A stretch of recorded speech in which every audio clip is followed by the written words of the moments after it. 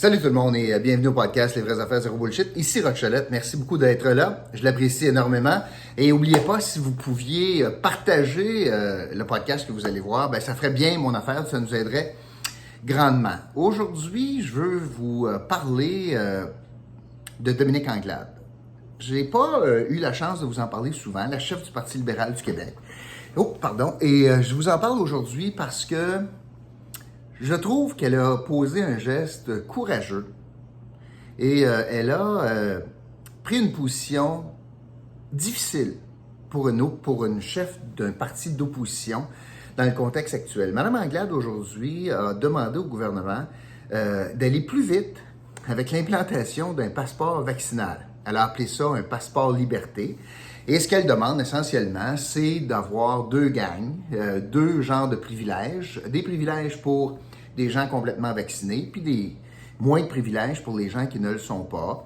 Elle fait deux classes de genre d'activité, c'est-à-dire que le passeport vaccinal s'appliquerait bien sûr à des choses comme les restaurants, les gyms, les salles de spectacle, dans cet acabit-là, mais il ne s'appliquerait pas, selon Mme Anglade, on ne pourrait pas utiliser donc l'obligation d'être doublement vacciné pour accéder à un logement, par exemple. Évidemment, elle fait cette séparation-là, ce qui fait en sorte qu'elle se colle très, très près du gouvernement avec la proposition qu'ils ont faite, à la nuance près que le gouvernement dit « je vais attendre en septembre et je vais l'implanter seulement que dans des zones particulières si la situation l'exige ». Mme Anglade veut aller plus vite et plus globalement souhaite que ces mesures soient implantées plus rapidement, puis de façon générale, pour, selon Mme Anglade, éviter un reconfinement complet à l'automne, considérant le nombre de cas qui augmente en lien avec le variant Delta. J'aurai la chance tantôt de vous parler du variant Delta. Bon, pourquoi je vous dis que c'est un geste courageux? Puis, je ne suis pas un grand fan de Dominique Anglade. Moi, je trouve pas là, que c'est quelqu'un d'inspirant, puis je pense pas qu'elle va amener le Parti libéral vers la victoire, mais on va se mettre dans le contexte, là. Elle n'est pas bonne d'un sondage présentement. Le gouvernement vogue vers une autre victoire dans 18 mois à peu près. Elle est dans l'opposition, puis elle décide de se coller sur la position gouvernementale. Ça prend du courage de faire ça, parce que ça aurait été facile pour elle d'adopter le rôle plus traditionnel de dire « je m'oppose », pour trouver toutes sortes de bébites, pour dire « je m'oppose, ça n'a pas de bon sens ce passeport-là, puis ça enlève les droits des individuels, puis les libertés de choix, puis etc. » elle aurait pu faire de la politique avec cela, puis probablement qu'elle aurait récolté certains appuis provenant des gens qui sont en désaccord avec les mesures gouvernementales, en désaccord avec le passeport vaccinal. Fait que pour elle, puis pour l'équipe libérale, c'était presque un naturel de dire « je m'oppose à la vision du gouvernement, j'offre une autre vision, puis dans le fond, je suis en train de faire le plein de votes qui sont qui sont en maudit contre François Legault. » Pas ça qu'elle a fait. Elle a décidé de jouer l'intérêt commun avant pour tenter de jouir d'une crédibilité, pour tenter de montrer qu'elle n'est pas juste là par partisanerie, que si c'est bon, elle dit que c'est bon, puis si c'est pas bon, on va le dire. Ça met la table, dans le fond, à des attaques prochaines. C'est un petit peu comme un lanceur au baseball. Si tu veux lancer sur le coin extérieur du marbre par rapport au frappeur, il faut que tu mettes une mise en scène. Il faut que tu lances en dedans, puis ça, tu lances à l'extérieur. C'est un petit peu ça, peut-être, qu'elle fait, en disant, pour être mieux capable d'attaquer sur certains aspects, j'aime mieux me coller pour dire il avait raison sur certains autres. Mais c'est d'autant plus courageux que les opposants à cette mesure-là sont très vocaux. Ils sont présents sur les médias sociaux, puis sont beaucoup, si on veut, des adeptes là, du Éric Duhaime.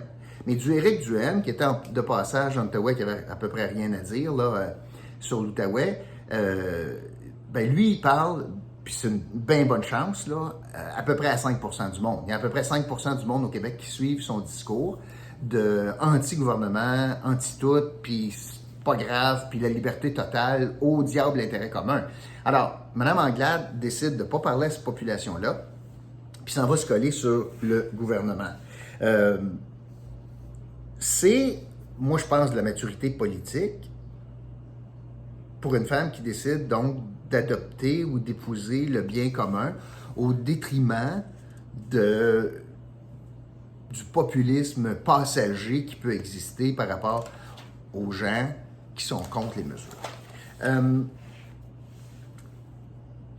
Madame Anglade aurait très bien pu argumenter libertés individuelles, ça n'a pas de bon sens, aurait très bien pu faire ça, puis aurait très bien pu dire les droits constitutionnels, etc. Mais considérant sa position sur la loi 21, sur la laïcité de l'État, était assez mal placé pour parler de cela. Ici, Mme Anglade rejoint une mouvance là, qui est assez évidente, puis je veux prendre une minute pour vous parler de ça. C'est que, et j'en parle beaucoup avec mon partenaire Bruno, puis il y a des gens qui ne comprennent pas, mais oui, mais pourquoi, si quelqu'un est doublement vacciné, donc c'est quoi le problème d'être à côté de quelqu'un qui ne l'est pas? Il n'y en a pas d'enjeu. Bien, au contraire, il y en a un enjeu. L'objectif ici, là, c'est qu'on veut éviter, je vous en parlais hier, des hospitalisations puis des cas très lourds dans le réseau de la santé. Ça, c'est l'objectif. Avec le vaccin, ça diminue la gravité des cas. Ça diminue un peu les cas, mais ça n'empêche pas de propager ou de l'attraper, le virus. Mais ça diminue de beaucoup la gravité des cas, ce qui va sauver le système de santé. Alors, en évitant donc de contaminer des gens non vaccinés qui sont beaucoup plus à risque, on évite ou on tente de diminuer le nombre de cas très graves qui vont utiliser des lits d'hôpitaux. C'est la logique utilisée au Québec, mais c'est la logique, regardez ailleurs, c'est la logique utilisée en France, en Italie, puis New York vient d'annoncer cela également. Le maire de New York vient d'annoncer qu'il y aura un passeport vaccinal pour des activités comme les shows de Broadway, comme les restaurants, les bars, etc., à New York. Pour éviter de se ramasser dans une situation où on serait obligé de reconfiner au grand complet. Et les grands perdants du reconfinement, ben, si on est obligé de l'appliquer at large, ben, ça va être les gens qui ont eu une 2 doses, qui ont accepté la double vaccination, puis évidemment les commerçants qui verraient aussi leur chiffre d'affaires stoppé.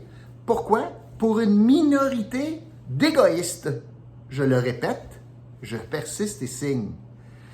Et c'est à cause d'eux autres que ces mesures-là sont en train d'être en place, puis le passeport vaccinal va venir un peu compenser cette situation-là.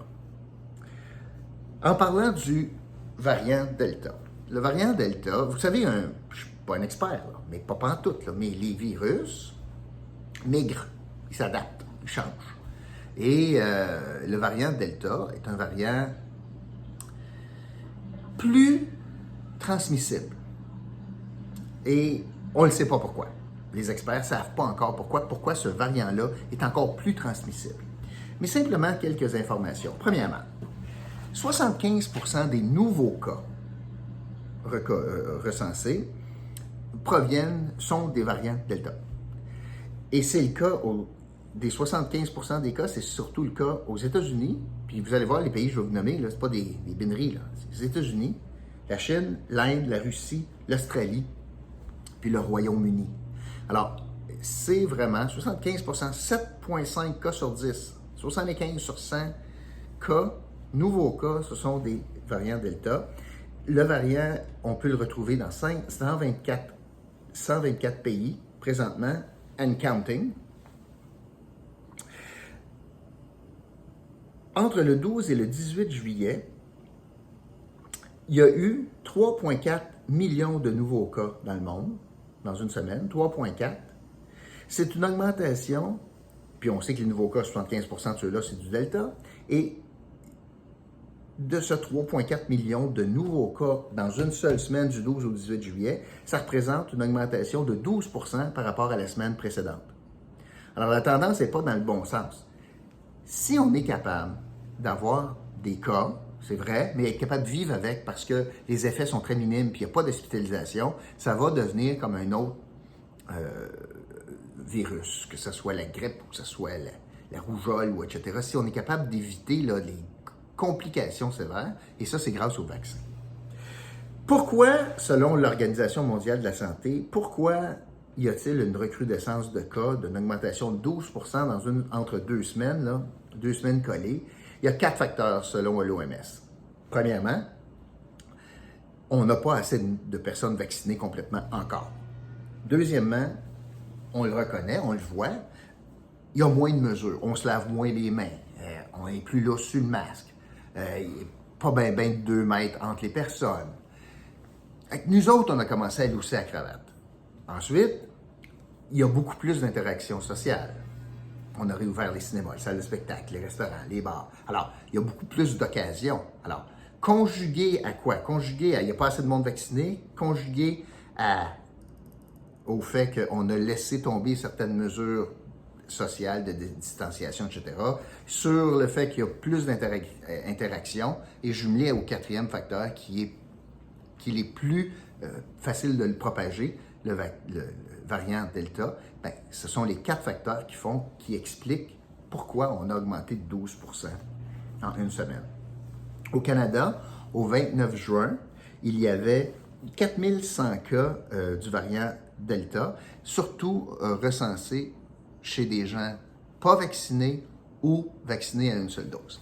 Alors, c'est essentiellement ce que je voulais vous raconter aujourd'hui. Le but de mon message, c'était de vous faire part de la position de Dominique Anglade, qui, à mon sens, est une position courageuse, qui ne fera pas de gains politiques à court terme sur cet enjeu-là, mais pourrait faire des gains politiques sur l'ensemble de la sphère politique, parce qu'elle est en train de démontrer avec cette position-là qu'elle prend le high road. C'est pas quelqu'un qui va jouer à la petite politique puis qui est capable de dire, bien, si c'est bon, je vais dire que c'est bon, pour être capable de mieux critiquer quand on a besoin de critiquer.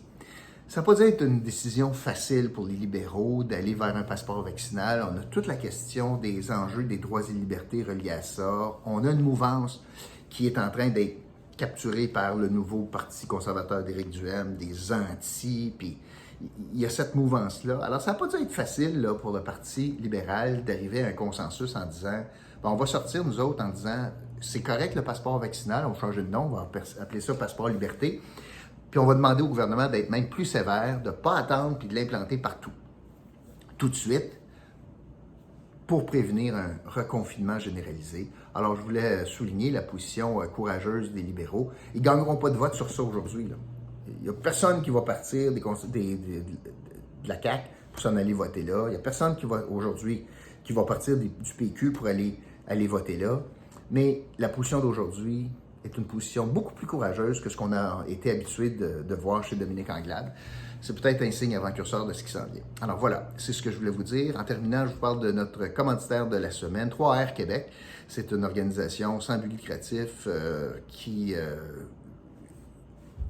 aide, dans le fond, 2 grandes causes, l'environnement puis les personnes un peu moins fortunées. Si vous avez des vêtements, vous êtes en train de faire votre ménage de garde-robe bientôt, mettez ça dans des sacs 3R Québec, vous êtes capable de les trouver, sont dans le Vieux-Gatineau, et vous pourriez débarquer ça là-bas, considérant qu'il n'y a plus de boîte de dons, je vous suggère 3R Québec. Voilà, merci beaucoup tout le monde, puis je vous retrouve demain pour un autre podcast, Les vraies affaires, zéro bullshit. OK, salut!